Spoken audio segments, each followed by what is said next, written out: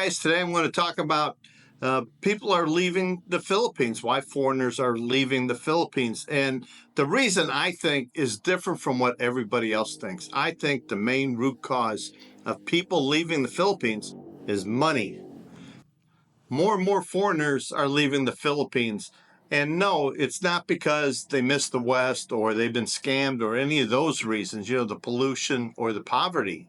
A lot of it has to do with money. Money is just the tip of the iceberg. And let me go over some of the reasons why I think money is the root cause of people leaving the Philippines. One is the financial uncertainty that's going on in the world. Two, a lot of guys come here, they're living on a shoestring budget, and that's not good. Three, a lot of guys are here trying to keep up with the Joneses. They want to look like they have money, that they're not poor, but there's a lot of rich people here in the Philippines. Don't try to keep up with everybody. And a lot of guys who come here younger are counting their chickens before they hatch. And the number one reason I think guys are leaving the Philippines is medical. And it's not the quality of the medical. Everybody talks about that. But it has to do with how you pay for your medical here. You don't have health insurance. You can get it once you're here, but the vast majority of you are used to the American way of health insurance, or from some countries where they have universal health insurance, national health insurance.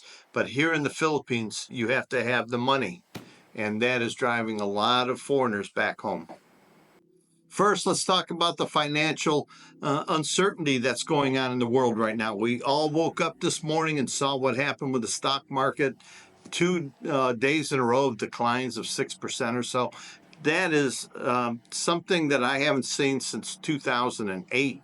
And in 2008, I was young enough that if I took a hit in my 401k, which I did back then, or in the stock market, you had 10 or 15 years to recover, where now you're over here in the Philippines, you're 65, 70. Do you have 10 or 15 years to recover?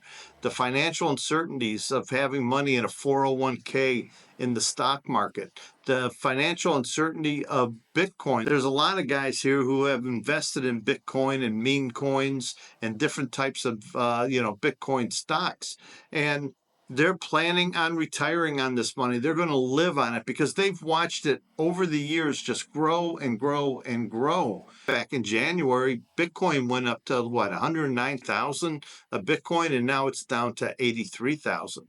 There are a lot of guys who came here. They're hoping that they can live on 3,000 a month here in the Philippines.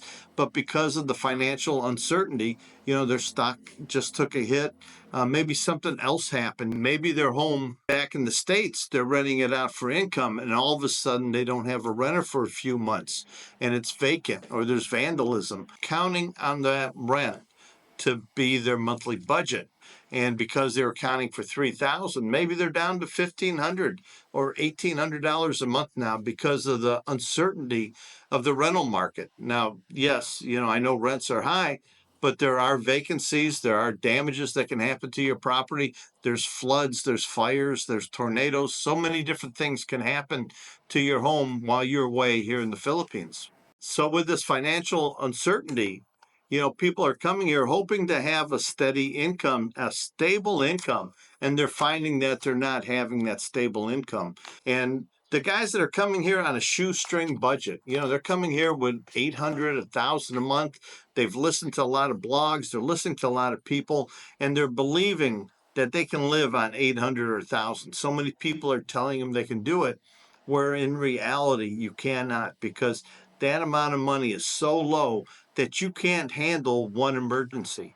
If you come here and then say you get sick and say you get dengue and you have to go in the hospital for 4 or 5 days, the treatment's going to cost you $800 to $1,000. That could be your total budget. That could be your emergency money. And then you're on the next boat back home. Too many people are coming here way, way underfunded, and they're on that shoestring budget, and all it takes is 1 or 2 hiccups. They become a story on a YouTube channel of a broke expat in the Philippines because they came here unprepared and living on a shoestring budget.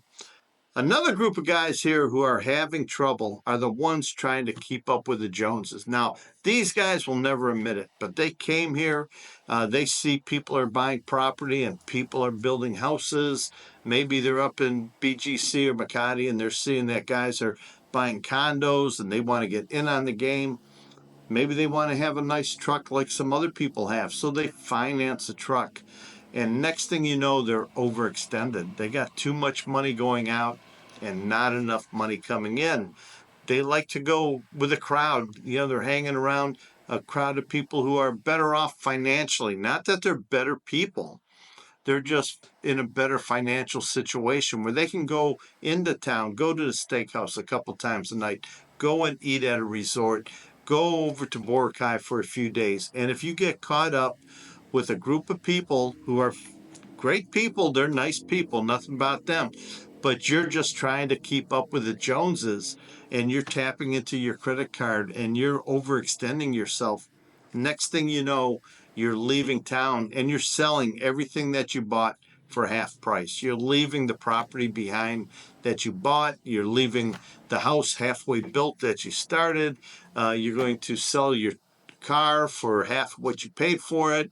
Your furniture's on sale because you need to regroup. You need to get as much cash together as you can, and you want to get out of here because it's just not working out for you.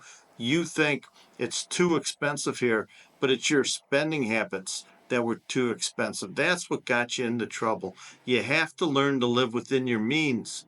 Money causes people to go. And a lot of guys complain about the government here, services here, the infrastructure. They complain about many things, the pollution and the poverty.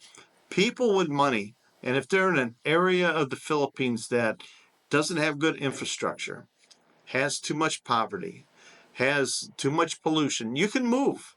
You got the money. You can leave, part of Cebu City and move down to Davao, or you can move to Leyte, or you come to Dumaguete, or you can leave Dumaguete and go to Iloilo. You have the money to move around. You also have the money, if you don't like the Philippines, to live in another country. You can move to Thailand. You can move to Cambodia or South America, Central America, or even Europe, Spain or Portugal. You have the finances to do that. You're okay. It's the guy who comes here and he spent all his money to get here, and now he's bitter because it's not what he thought. It's not as nice a place as he thought it was, and he doesn't have the money to head back right away, but he doesn't have the money to move, so he just sits around and bitches and moans about everything because he is financially underfunded to be living here in the Philippines.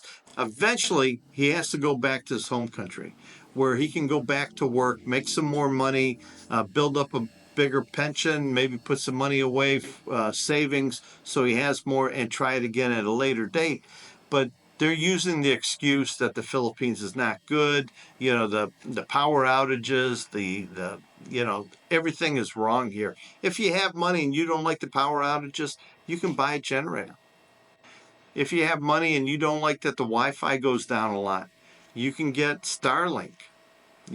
If you think the pollution is bad, you can buy yourself a piece of property away from the big city, up in the mountains where the air is cleaner, if you have the money. If you don't have the money, you're the guy complaining and bitching about it all the time because you can't leave the situation you're in. You're underfunded. Now, this isn't everybody. We're talking about the ones that are going back to their home country. I think the finances is causing them distress and just this attitude of not liking the Philippines as an excuse to leave, not that they're underfunded. And I want to go into a big one. This is more for the younger guys that come here. They come here in their 40s, early 50s. They're counting their chickens before they hatch. They're not receiving a pension yet. I'm not talking about the military guys or people on disability. I'm talking about people who just quit working at a young age to come and live in a foreign country, go live overseas, and they don't have any pension at all. They're looking forward to doing YouTube or TikTok or digital nomad, maybe teaching English online as a way to supplement their income, and they only have X amount of savings. and maybe they're into Bitcoin. That's the big thing I hear all the young guys talk about, Bitcoin this, Bitcoin that, because they think it's a never-ending process of growth with Bitcoin. It's just going to keep growing and growing. And maybe it will. Maybe it'll get to $500,000 of Bitcoin someday. But to count on that before it actually turns into that money is not wise. It's not wise. You need to have money in the bank. You need to have a source of income. And if you're coming here and you don't want to be go back to work, make sure you have some kind of income stream set up. Lack of money is causing many people to evacuate the Philippines and go back home, to go back to work, to build up a nest egg, to build up some funds so they can come back and try it again. And God bless these guys that come over here in their 40s and 50s. I couldn't do it. I didn't have the balls to do it. But once they're here, sometimes things just don't work out and they need to go back home and start making more money again. They gave it their best, but sometimes it just doesn't work out. And the reason they're leaving is not because they don't like the Philippines. It's finances. It's money. It's all about the Benjamins. Now, let me talk about the one group of people who leave and they complain about so many different things. It's because of medical. And the reason medical is it's not the quality of the care. Okay. When you go to the doctor here in the Philippines, you got to pay cash for it. There's no copay, like back home, you have an insurance from your job or you have Medicare or Medicaid. So you go see the doctor, you pay your copay, and then you go get your prescription filled. And you have a copay on the prescription. It's $2 or $5 for a bag of pills, and you're good to go. Here in the Philippines, you go see a doctor. It's pretty cheap. You can see a doctor for $6 up to $20, depending on what doctor you see. The prescriptions are expensive. There's no copay. You have to pay full price for the pills, and it can get expensive. And then if you have to go into the hospital, we're all used to back home, with insurance in the U.S., and a lot of countries have universal health care, national health care, where you just, go to the hospital and you don't have a bill. In the U.S., you're used to going into the hospital, getting admitted, getting things taken care of. They take your insurance information and they take care of you. And then on the way out, they wheel you past billing. You see your bill. You ask them to mail it to you, or you set up some sort of payment plan, or you write them a check, depending on your situation. But here in the Philippines, before you can get taken care of, a lot of times you're going to need money. You're going to need cash up front. And a lot of people come here, they're underfunded to begin with. They're on a shoestring budget to begin with. And then they get sick. They break an arm, or like I said, dengue or something. They get a bad flu and they want to go see a doctor. And the doctor says, you got to go into the hospital for a few days. You got some sort of infection. Well, the hospital wants money and you don't have money. So you dig up all the money you can, you pay to go into the hospital, you give them $800 or $1,000, you get everything taken care of, and now you're short on this month's budget. And it's just driving you to go back home saying, medical here sucks. I had to pay for all this. And what if something big happens? Do I have 100,000 pesos, a million pesos to pay for this?